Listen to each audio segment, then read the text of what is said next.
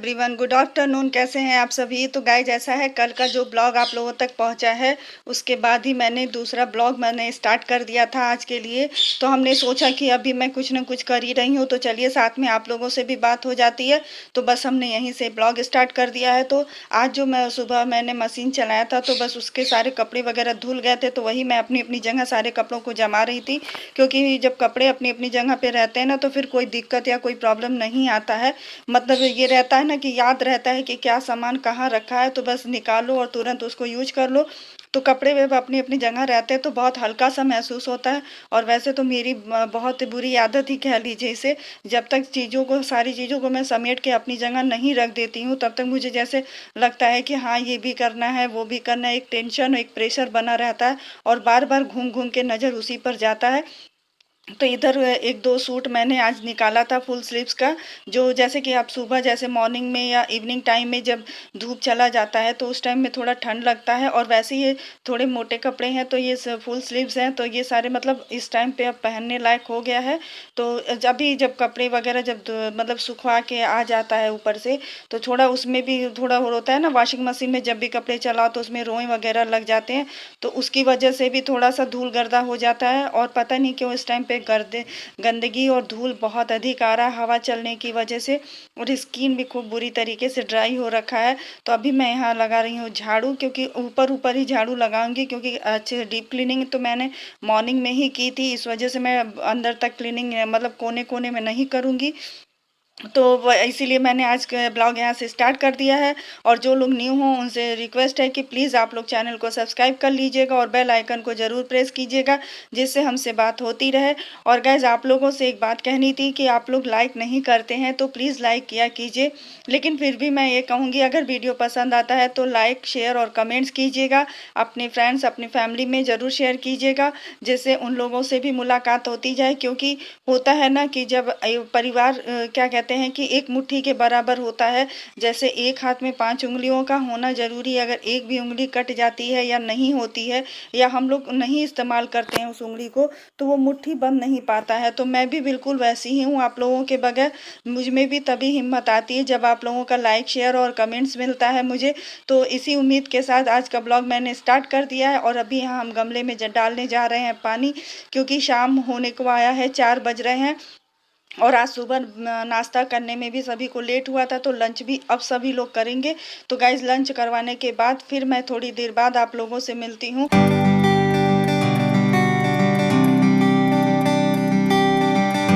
Hello everyone, अभी मैं यहाँ बनाने जा रही हूँ रात का डिनर। तो रात के डिनर में आज मैंने कुछ खास नहीं बनाया था, बहुत सिंपल सा डिनर था, लेकिन फिर भी मैं आप लोगों के साथ शेयर कर दे रही हूँ।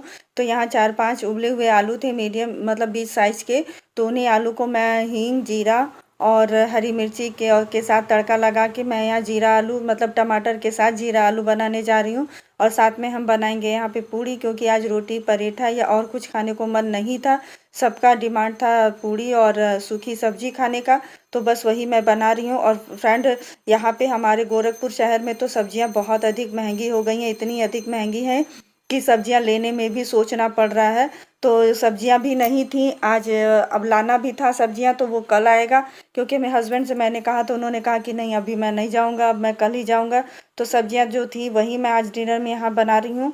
और वैसे आज आप लोगों के साथ कुछ यूनिक मुझे मतलब वो करना था, शेयर करना था, क्योंकि आज मैंने पहली बार बनाया है उसको। एक्चुअली में जो नवरात्रि में मैं पूरी नवरात्रि व्यस्त थी और थोड़ी तबीयत भी मेरी ख़राब थी।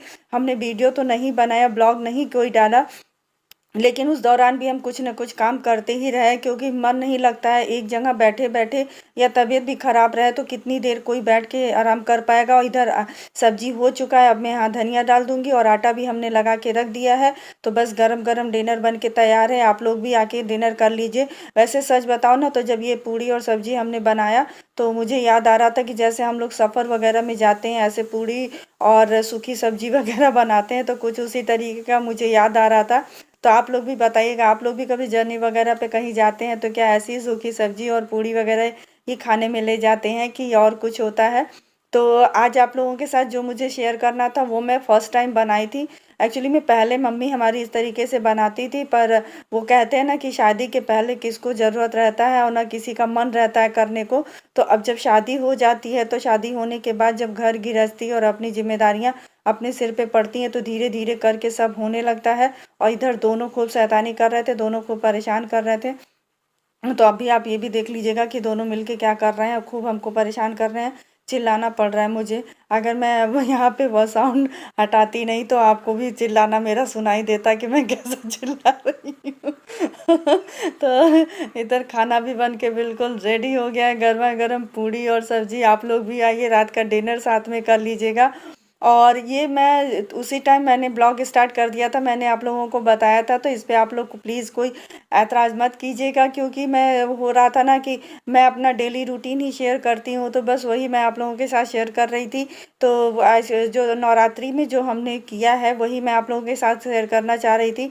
असल में अब इस टाइम आने वाला है शरद पूर्णिमा।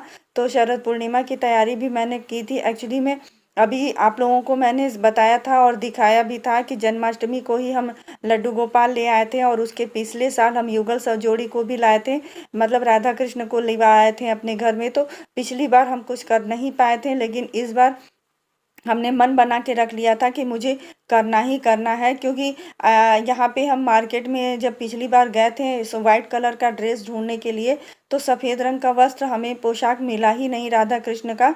कितने लोगों के दुकान पे मैं गई, बट वह मुझे वापस आना पड़ा, मैं नहीं जा पाई। तो जानते हैं उस टाइम मुझे ये अफसोस हो रहा था कि काश भी मैं भी मथुरा वृंदावन में होती, अगर मेरा भी वहीं जन्म हुआ होता, तो मैं जैसा चाहती वैसा मैं पोशाक या श्रृंगार ले सकती थी। लेकिन हमारे गोरखपुर में इतना अच्छा सुविधा नहीं है कि बहुत अच्छे से मिले।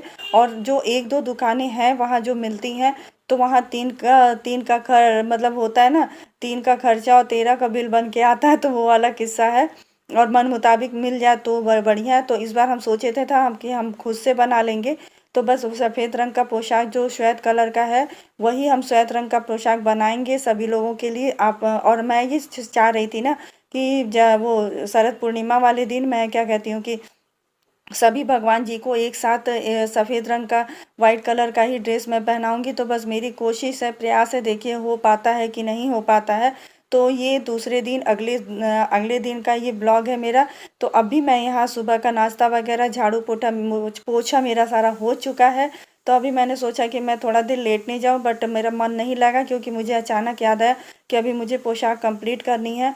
तो वही पोशाक कंप्लीट करने के लिए मैंने सिलाई मशीन उठाया। तो फिर मुझे याद आया कि कुछ जो नए सूट हमने लिए थे ना, तो उसकी फिटिंग वगैरह भी मुझे करनी थी। और ये सारे इतने बड़े बड़े और इतने ढीले ढाले हैं ना कि पहनने पे लग रहा था कि मानो हैंगर पे किसी ने टांग दिया है। तो मैंने सोचा कि पहले मैं इसकी फिटिंग कर लेती हूँ।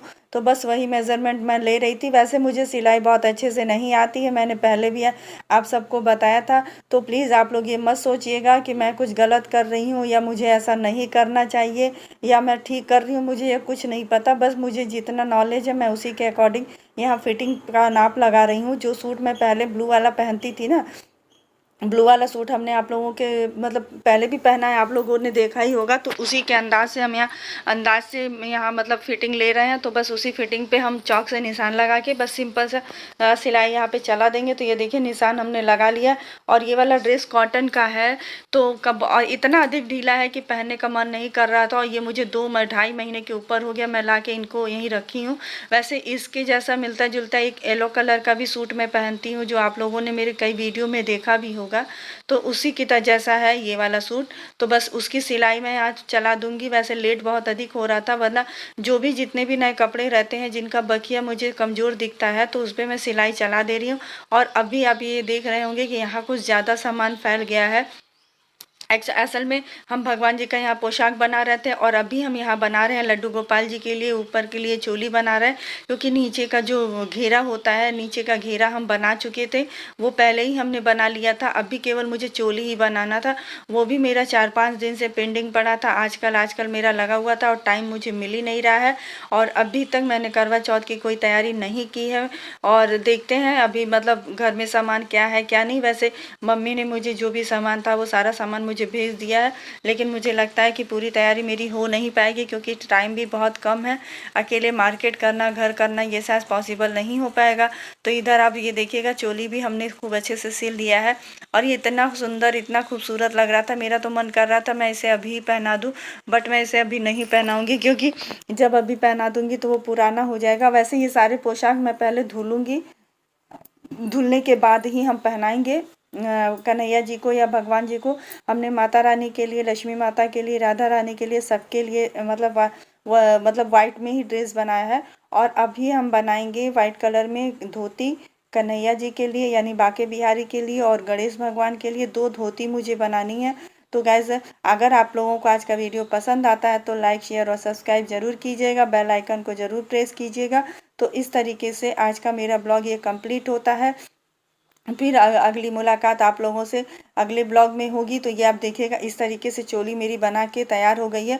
वैसे सच बताऊं तो मैं चोली बनाना भूल भी गई थी, मुझे याद ही नहीं आ रहा था कि ये कैसे बनता है। तो फिर जो पुराना वाला पहले का जो मतलब लड्डू गोपाल का जो पोशाक है, उसको बैठ के मैं बहुत देर तक बहुत ध्यान से हमने देखा है, तो फिर कहीं जाके मुझे थोड़ा सा अंदाज लग पाया है। वैसे मुझे लग रहा है कि शायद ये थोड़ा सा मतलब मैंने लूज ही बनाया है। लूज इसलिए बनाया है क्योंकि अगर टाइट हो जाएगा तो यानी छोटा हो जाएगा, कटिंग या फिटिंग छोटी हो जाती है ना, तो फिर उसको बड़ा नहीं किया जा सकता है। लेकिन अगर बड़ा रहेगा तो उसको छोटा किया जा सकता है फिटिंग देके या अंदर से बखिया चला करके। तो इस वजह से हम थोड़ा सा टाइट ही बनाए। वैसे लड्डू गोपाल हमारे 6 नंबर के हैं, तो 6 नंबर के वस्त्र के अंदाज से ही हम यहाँ पे ये बना रहे हैं। और अभी हम यहाँ पाइपिंग सिलने के लिए कपड़ा कट करके यहाँ पाइपिंग भी लगा देंगे। वैसे पाइपिंग हम यहाँ चोली में नहीं लगाएंगे, पाइपिंग हम घेरे में ही लगाएंगे क्योंकि घेरे में ही बन जाता है। तो ये आप देख सकते हैं कि खूब सुंदर सा, खूब अच्छे से मैंने इस तरीके से तैयार कर लिया है, राधा रानी के लिए, लड्डू गोपाल के लिए, लक्ष्मी माता और दुर्गा माता के लिए भी। तो गाइज, आप लोग आज का ब्लॉग एंजॉय कीजिए। मिलती हूँ फिर अगले ब्लॉग में, तब तक के लिए बाय बाय, टेक केयर।